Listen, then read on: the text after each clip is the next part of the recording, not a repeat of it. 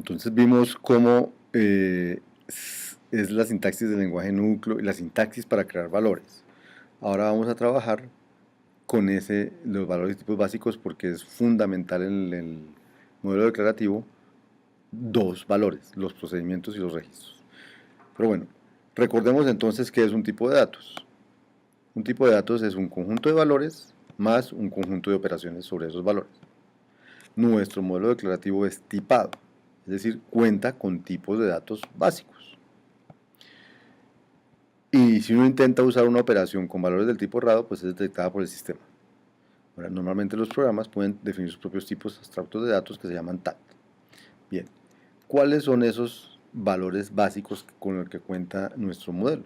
Entonces, los tipos básicos del modelo declarativo son los números, aquí están, que pueden ser enteros o flotantes. ¿Sí?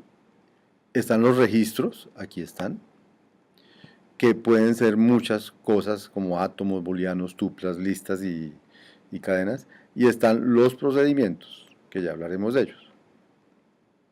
Esos son nuestros tipos de datos básicos y se llama la jerarquía de tipos. El tipamiento en nuestro modelo es dinámico, es decir, el tipo de una variable se conoce en el momento en que se liga, no se conoce antes. O sea, uno no dice esta variable va a contener un entero o un flotante, uno dice esta es una variable y cuando tenga un valor se le calcula el tipo. Estos tipos están ordenados por inclusión de conjuntos. Quiere decir esto, que por ejemplo los enteros están incluidos dentro de lo que llaman los números y los flotantes también están incluidos dentro de lo que llaman los números. O las tuplas están incluidas dentro de lo que llaman registros, o las listas están incluidas dentro de lo que llaman tuplas, por lo tanto están incluidas dentro de lo que llaman registros y así sucesivamente. Tercer comentario, las tuplas son registros y las listas son tuplas. Y las cadenas van a ser listas. Esto es una jerarquía muy interesante porque hace que realmente solo haya tres valores diferentes en el modelo declarativo, los números, los registros y los procedimientos, porque todas las otras cosas terminan allí.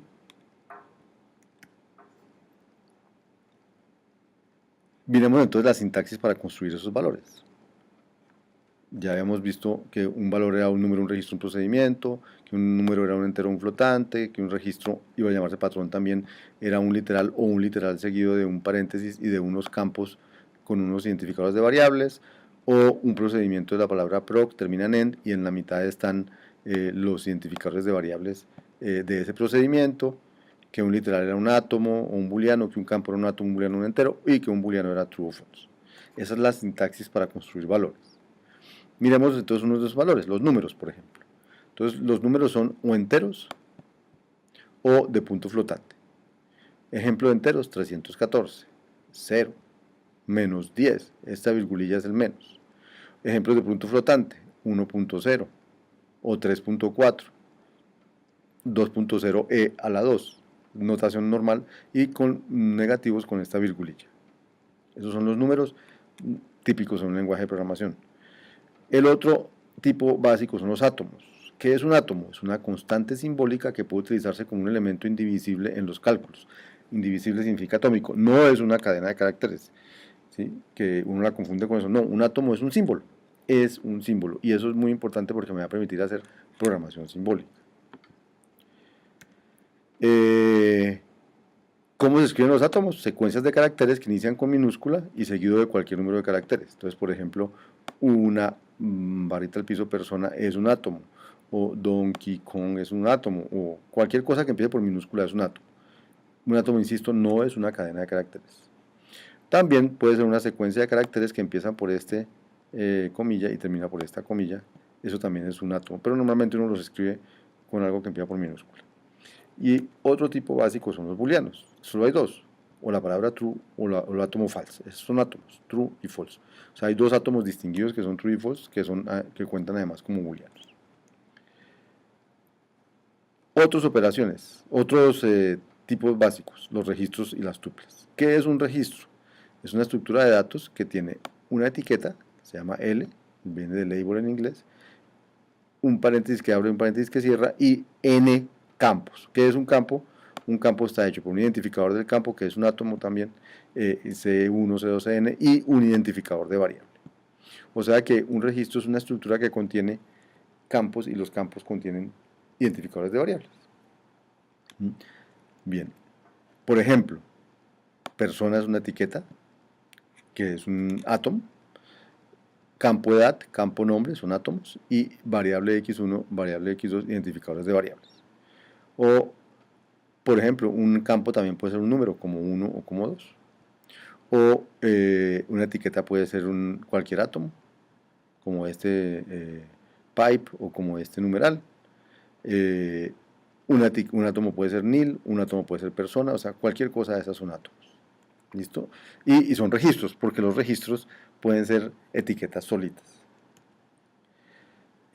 O sea que un átomo es un registro sin campos. ¿Qué son las tuplas? Entonces las tuplas no son sino azúcar sintáctico.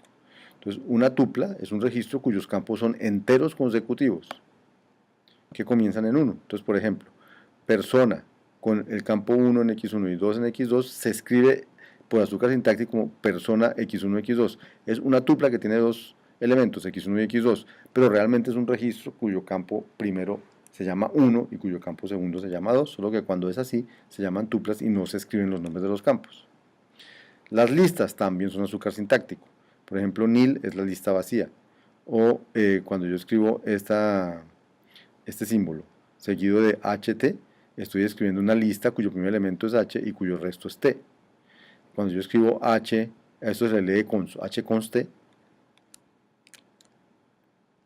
h const t, entonces eso es lo mismo que haber escrito este simbolito está como una etiqueta, h como primer elemento del registro y t como segundo elemento del registro. O cuando escribo 1, const 2, const 3, const nil, es lo mismo que haber escrito esto. Y eso es lo mismo que haber escrito esto. O sea, hay mucho azúcar sintáctico para escribir, por ejemplo, las listas. ¿Y una cadena qué es? Una cadena es una lista de enteros. Entonces, por ejemplo, igual a mc al cuadrado es la cadena que tiene e, que tiene el igual, que tiene el m, el c, el cuadrado, etc. O sea, todos esos datos son registros.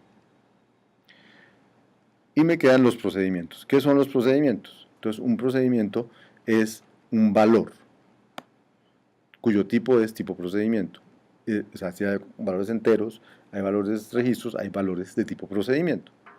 ¿Cómo se crea un procedimiento? Se crea con esta sintaxis: proc, llave que abre, un peso saque $1 y n identificadores de variables, cierra la llave, pone una declaración, pone un end y ahí se creó un valor de tipo procedimiento. ¿Cuál es la idea intuitiva? Este es un procedimiento que tiene n argumentos y cuyo cuerpo es d.